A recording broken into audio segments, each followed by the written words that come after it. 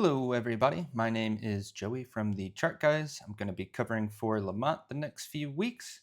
In this video, I'm going to talk about the broad market, touch on a few individual names, touch on the question, how will we know when the top is in? We'll talk about that in a temporary shorter term sense, as well as a macro sense. And we'll look into what do bulls need to keep doing to keep their foot on the gas, and what would bears need to do to show us that a true shift is underway. So getting into it here with the S&P 500, bulls keeping full control of this historic move off of the lows. With all the headlines, everything, it seems very intense, very scary down at the lows, but that is pretty much always going to be the case during monthly consolidation. And in the end, it's a monthly higher low off of the 12 EMA into new highs. So bulls just continuing to pour it on. For me, the guide for full bull control is going to be the daily 12 EMA. You could look around in here and on Thursday been a little faked out saying that, oh, well, this daily higher low has now been lost. But when bulls or bears, it works both ways, are so extended above the 12 EMA, they've earned the leeway to lose some short term supports in there. And more often than not, you will need to see that 12 EMA lost to really let us know that a shift is underway. So as long as that holds, bulls maintain full control. Another key sign is going to be as long as hourly oversold continues to mark lows for the S&P 500, we know bulls are keeping their foot on the gas. So next time bears do show up, if they wanted to take the first baby step to making a statement, they would need to break back down below previous all-time high. If previous all-time high acts as support for bulls next time we see weekly consolidation, that'll be an ideal scenario. That'll affirm acceptance into new price discovery. If we lose that previous all-time high, the next level we'll be watching is weekly 12 EMA. And given that it's a bull's world and burden of proof is firmly on bears, it wouldn't be too much of a red flag if we pull back down below previous all-time high as long as we hold that weekly 12 EMA. You lose that weekly 12 EMA, then we got to start talking about a potential megaphone or a monthly bull flag confirmed no follow through, which can lead into larger time frame consolidation. But we'll just go one step at a time.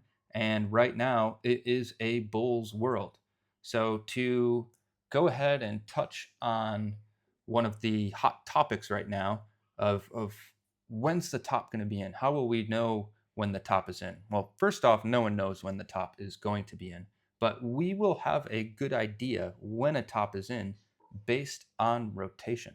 Rotation tells the story of the markets. It always has. That's the reason that SPX can look like this historically. It's rotation, rotation, rotation.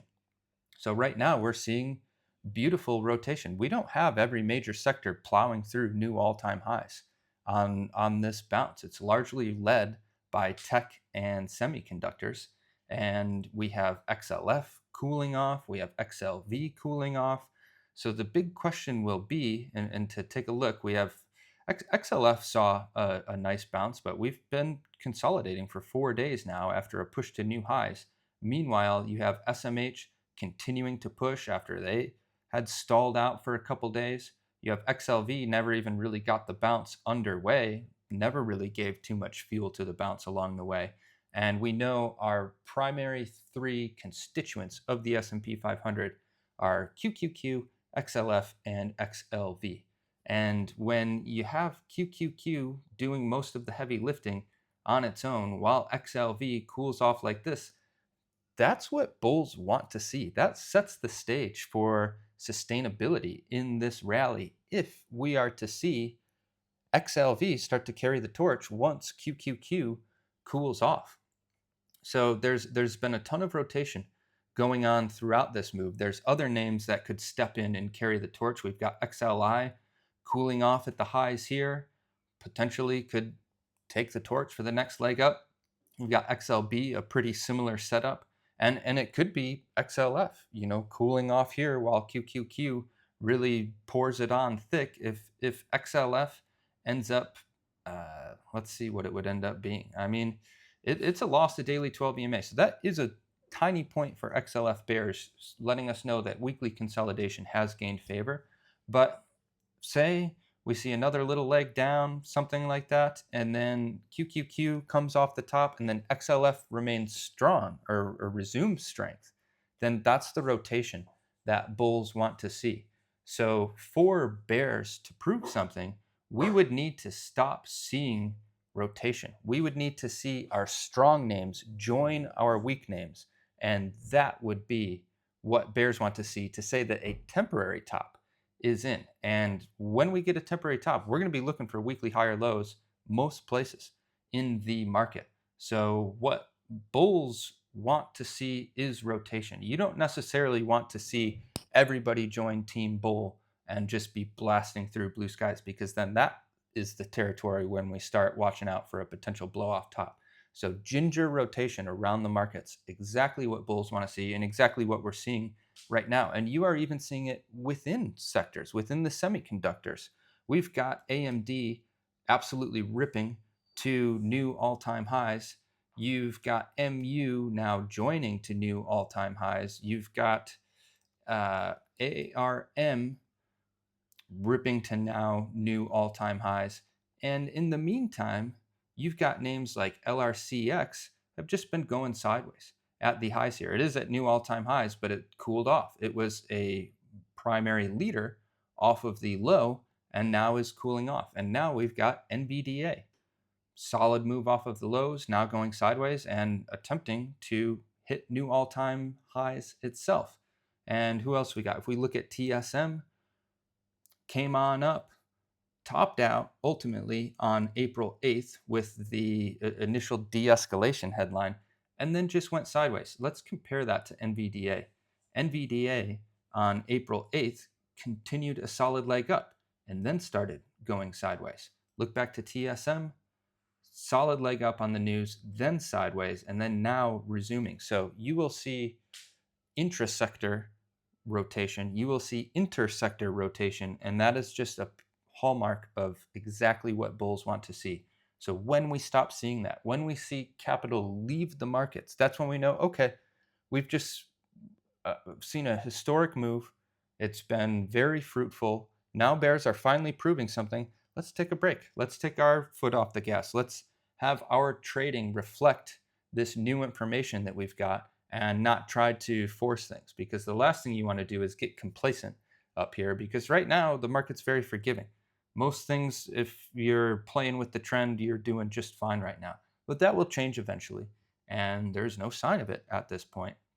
But keep an eye on rotation. And on the note of being prepared for some type of shift, we do have to be mindful that SMH is obviously extended. We know that in blue skies, RSI is not all that valuable. Super stacks do remain valuable, and historic RSI does remain valuable. And we are up at daily historic overbought with weekly not too far. So would it be shocking to see some rotation from SMH after this absolute beast of a move off of the lows, 41% in a jiffy? No, it wouldn't be shocking at all. The next question is going to be, do we have XLF pick up the slack? Do we have XLV start to pick up the slack? Do we have the Dow join the other indices in new all-time highs? Or are bears able to make their last stand on the Dow? Ultimately, that's a last man standing play with the Dow. That's talked about in one of the webinars that I've done, either the second or the third. But when you have got SPY go to new all-time highs, QQQ new all-time highs, IWM new all-time highs, and those names are extended, the final correlated component that hasn't broken to those new highs or those new lows, like most things, it works both ways. That's the last man standing. So if I'm bearish and I'm looking broad market, the Dow it's your last hope for it there. And to reiterate, being bearish right now is misguided. We want to keep our bear goggles on. We don't want to be blindly bullish, but it's a bull's world right now. And people saying like, oh, it's a bull trap or whatever. Well, when you get over a year's worth of S&P 500 gains in 2 weeks. Like, you can call it a bull trap, you can call it whatever you want. It's profitable, and what's done is done.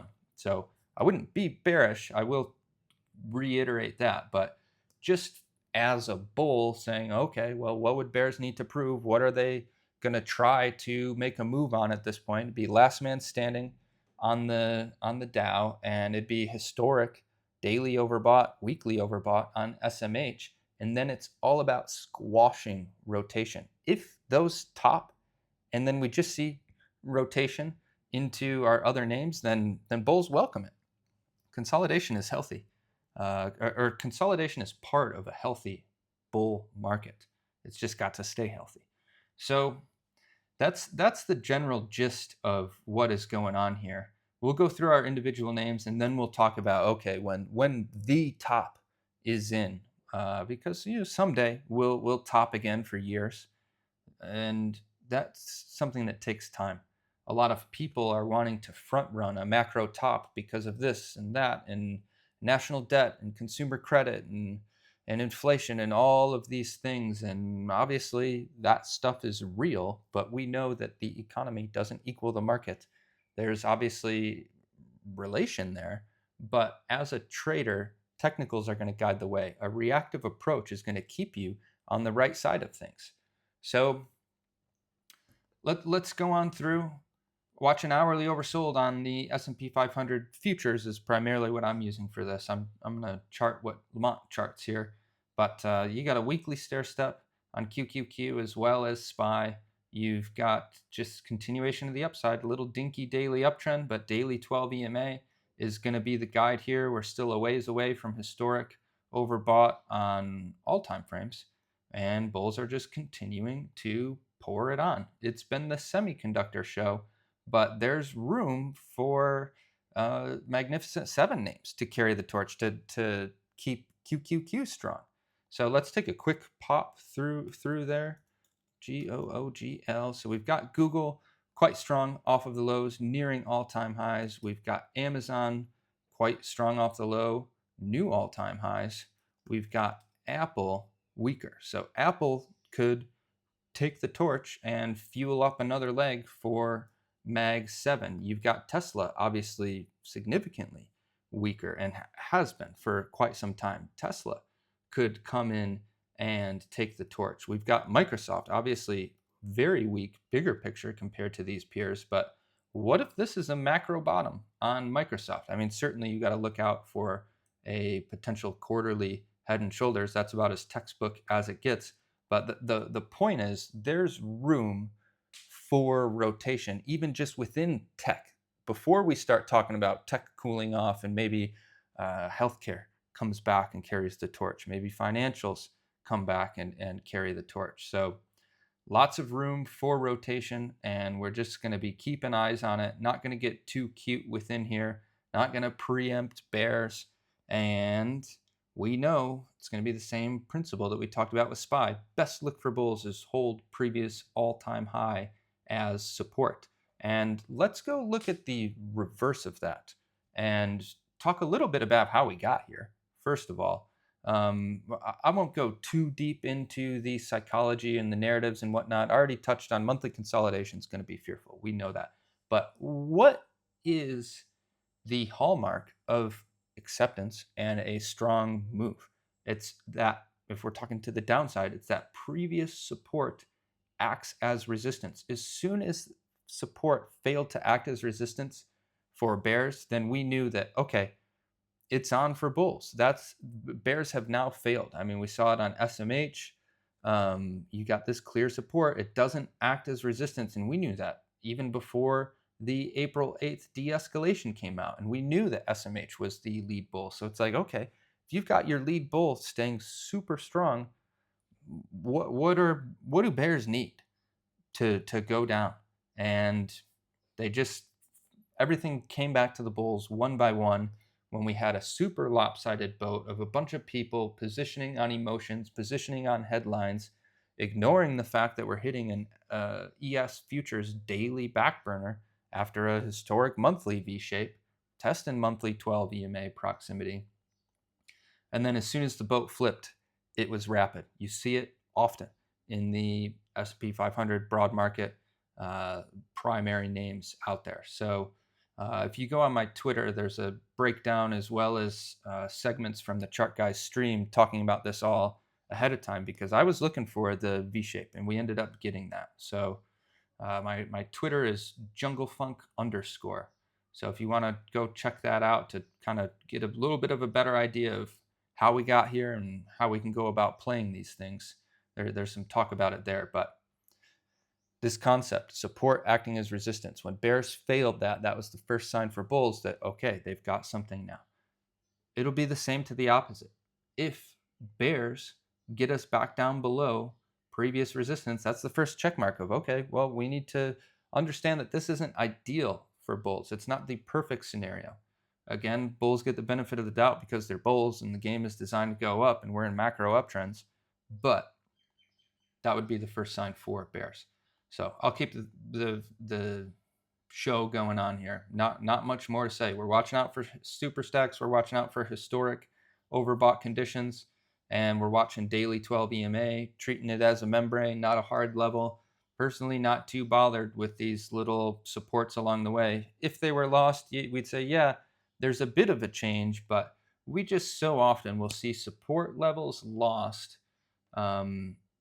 above the 12 EMA, and it just really doesn't mean much. I mean, we had it, I think NVDA monthly is this exact concept. Yeah, so you've got a monthly high or low, it's set with this move up here, and then monthly downtrend confirmed. That should mean all bears, right? Monthly downtrend confirmed. Not if you don't take out the 12 EMA on that relevant time frame. You will see this again and again and again. So got to watch out for that in the broad market up here. So looking at IWM monthly bull flag clean off of the 12 EMA and cooling off up at the highs here, going sideways while QQQ continues to lead the charge up. That's the rotation bulls like to see, and tougher task to hold previous all-time high resistance as support if we were to see weekly consolidation from here. Daily 12 EMA, little closer in play than peers, and we'll just take it one step at a time. We can be checking our ratios, IWM SPY to see here. So we've got daily 12 EMA rider. It's been weak the last 4 days, but if this continues to ride daily 12 EMA, then we'll have relative strength come back into IWM, and that could look like IWM breaking this sideways range to the upside for another leg up, while potentially QQQ cools on down, brings it back down towards the daily 12 EMA. The setup is there for continued rotation. If we stop seeing rotation, then we know that, okay, let's see what bears are doing. Hourly oversold has failed. We've moved to lower lows. We've lost daily 12 EMAs. All right, to enjoy your time in the sun, your time to shine briefly, or potentially in an extended sense. Let's go ahead now, while we're kind of naturally segueing into it, to talk about, okay, how would the top form? How would the top of all tops form?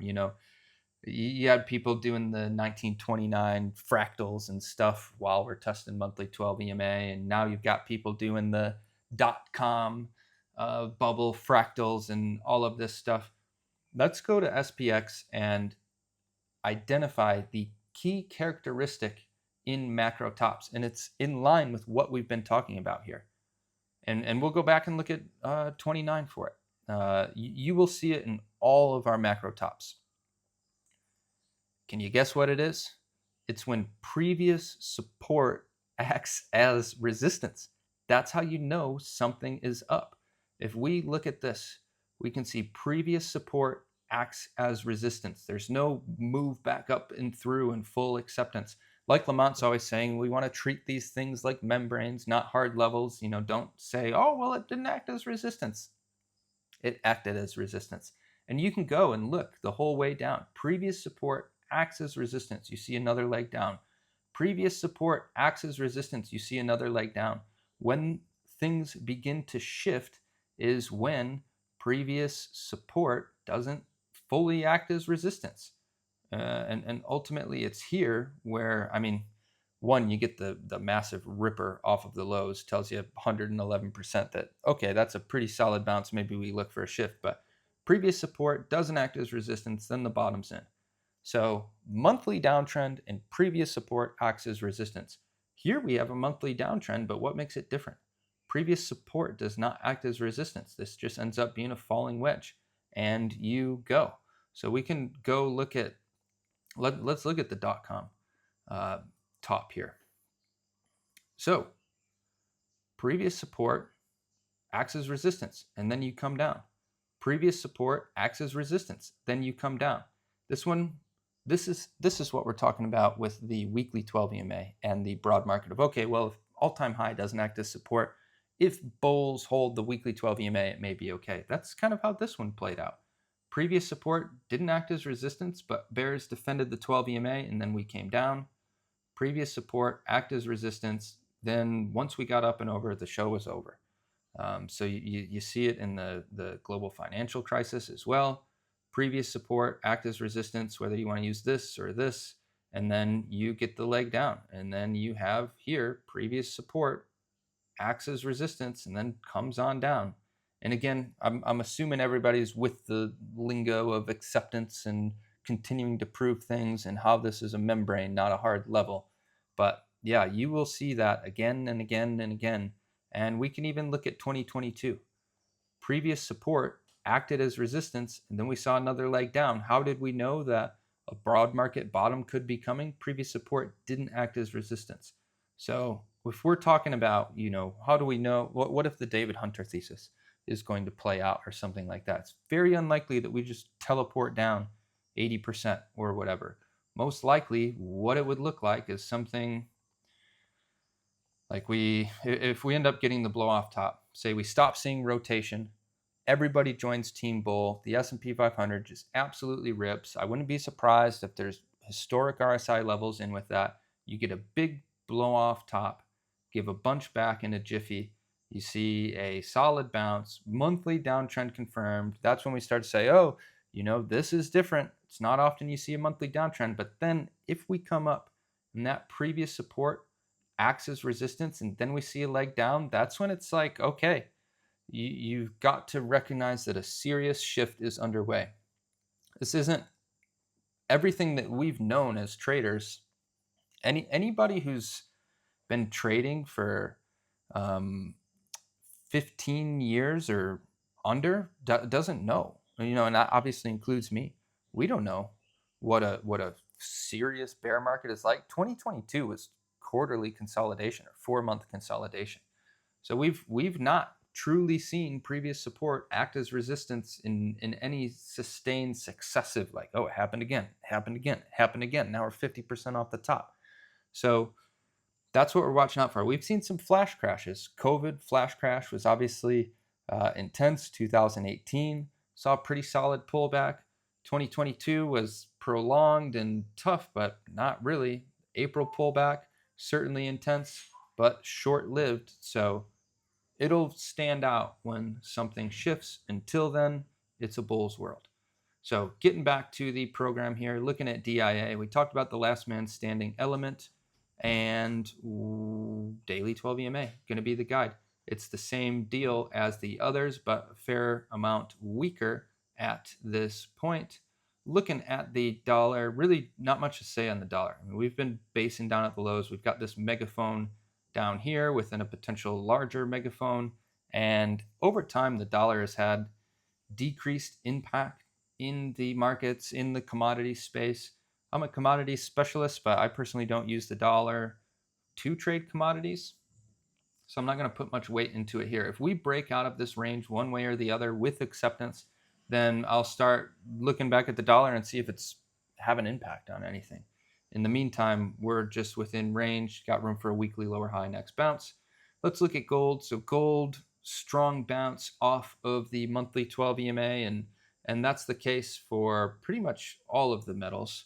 If we look at, I'm not used to these Awanda tickers, but XAG XPT USDT, XPT platinum off of there.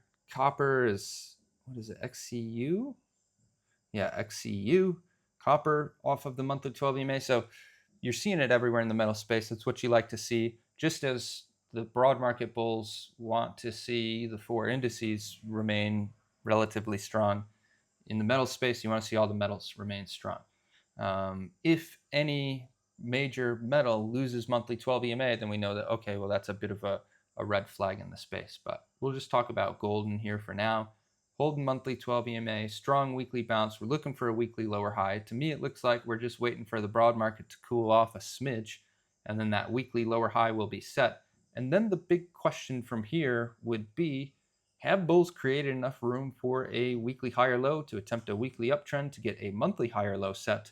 Or are we going to go to lower lows and see a bit of a falling wedge type pattern form? So in traditional retracement sense, bulls have created enough room for a weekly higher low because we bounced over the 50% retrace, but we have topped at the golden pocket, and that is the spot where you don't want to top if you've gotten over the 50% retrace. There is a cohort of Elliott wave traders and Fibonacci traders that will then target lower lows after a golden pocket top. So it doesn't mean that I'm automatically targeting lower lows because, or if we top in the golden pocket, it just means that I'm not going to make an anticipatory trade for a weekly higher low. I would want to see bulls prove it, because we could certainly see something like this begin to shape on up if we were to top out here per se. So look for a trend to form to the downside when we do top, and then just going to let that be the guide there. Obviously, bulls would like just a weekly higher low and higher high, get the monthly higher low set, and keep the show going, because if we do lose these lows of 40.99, that would be a quarterly stair step breaking. And if we go back in history and look at similar quarterly stair steps on gold, it's the track record of them breaking after many successive quarterly candles is not that great. We've had certainly some longer bull environments for sure, but you didn't have as many successive quarterly candles until we ended up topping here. Here you had inside bars to kind of have it be a little bit more ginger in general. This is decent extension. So bulls want to hold the monthly 12 EMA to keep the show on the road. If they're going to lose 40.99, they want it to be in a weekly falling wedge sense, because if it's lost in a more notable sense, we get a confirmed close with acceptance below monthly 12 EMA, then we got to start opening our mind to the potential that a longer term top could be in. It doesn't have to be a generational top like it was in 2011, 2012, 2013, but it could be something like this. And I mean, this is a full year before you get back to new all-time highs and continue on. We can say if we lose quarterly 12 EMA, then that's when we've got more of a cyclical top in, or odds increase of a cyclical top being in there. But we'll just go one step at a time. And right now, bulls are showing what they want to see. So weekly stair step, just balancing up at the highs here. Not a lot of clarity with the, I mean, not that there's a lack of clarity on the daily, but we're just balancing. You don't want to deploy a trending tactics in a balancing environment. That being said, we've had decent 4-hour 12 EMA rider to the downside. There's certainly some opportunity within that, and some of it very clean. If we look at this first bounce up to the 4-hour 12 EMA, you've got your smaller nested time frame on the 15-minute here with a head and shoulders that ended up confirming and marking the 4-hour lower high before a solid move down. So not a lot going on in the metals. Watching out for weekly lower highs. And then the big question will be, can bulls regain a daily uptrend and set a weekly higher low, or see no follow through on lower lows here? Time will tell. Looking at NVDA. So NVDA, that concept that we're talking about, does previous support act as resistance? Similar to SMH, we knew rather quickly that this is a failed breakdown from bears. If it's a failed breakdown from bears, that means it's a go sign for bulls, and bulls went. So key support on NVDA to keep the foot on the gas is 197.22. Bulls would love for the king to take the reins back. NVDA has been going sideways at the highs for a long time. August 2025, we topped out more or less. We had a little higher high without follow through. But here we are, April 2026. That's some healthy sideways consolidation. And if this is not distribution to lead to a macro top, then that's exactly what bulls want to see. You're holding monthly 12 EMA, you cool things off, and potential to carry the torch for another leg up. So only worried about historic RSI levels and super stacks up here, watching for back burners and watching for general sector health and rotation. So looking at Bitcoin, got to call it how it is. The broad market's absolutely ripping off the ground. Everyone and their brother is running. Even cannabis got a run in there, obviously, headlines and whatnot. But yeah, crypto, it's weak. It's a weak look. This is a very corrective move. Many other things in the market are impulsive off the lows. Crypto is corrective. Could rotation come in and money rotates into crypto? Yeah, of course, anything can happen anytime, but right now, gotta call it how it is, and crypto is weak. It's a weak move, and we're in a key spot here on Bitcoin because if previous support acts as resistance, that's what bears want to see. So for me, this level down here at 80.5K is very key for bulls and bears.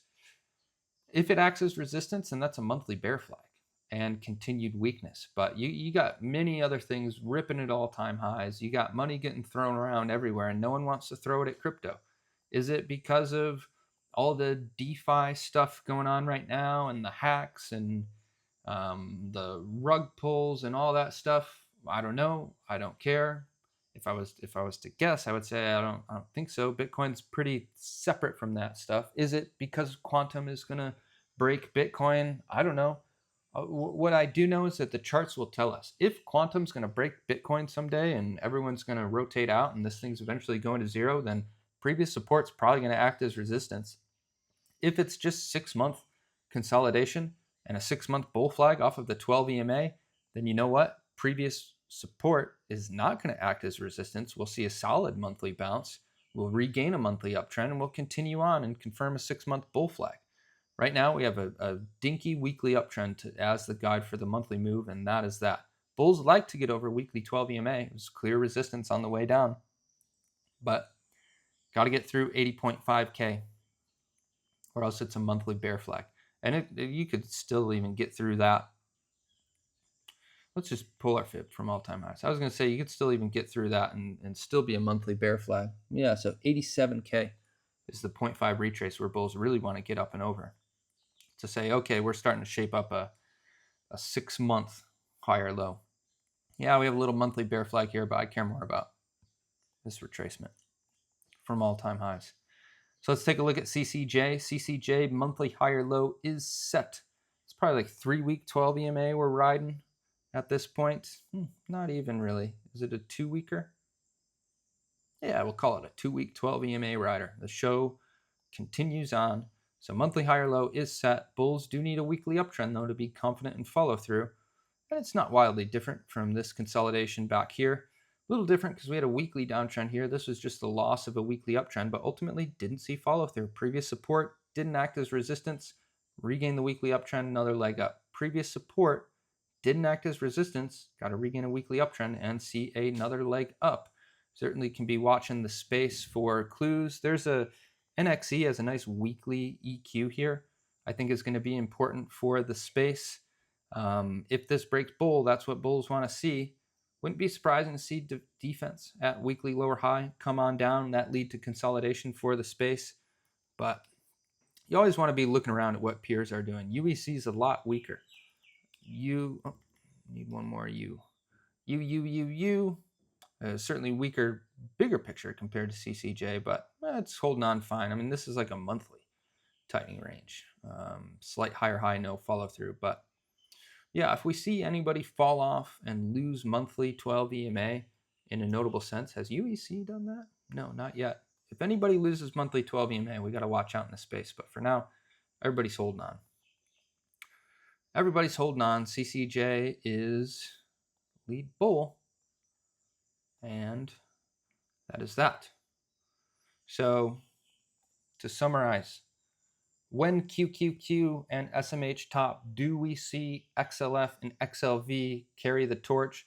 Do we see the Dow pick up the torch and go to new all-time highs? Do we see IWM break its range to the upside? Or do we see the bulls join the short-term bears? If the bulls join the short-term bears, then that's probably weekly consolidation. Then we're watching previous all-time highs to see if they act as support.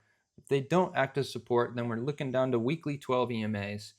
Are XLI and XLB balancing sideways, looking for weekly lower highs like gold, or are they going to take the torch, see another leg up? That's that. That is that.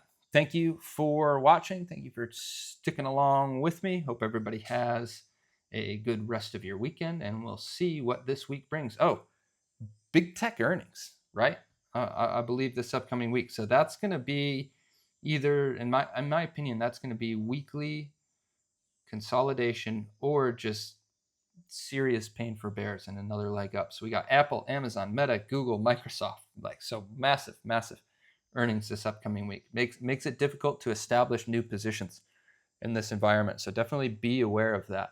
If you're a futures trader, you got to watch out for the 1 hour gap. Usually it's irrelevant, but during big tech earnings week, it becomes relevant. So we'll see what we're talking about next week. Watch those daily 12 EMAs. If daily 12 EMAs hold, bull show goes on. If they are lost, lift the foot off the gas and let's see what bears are about. Thank you. Take care. Farewell.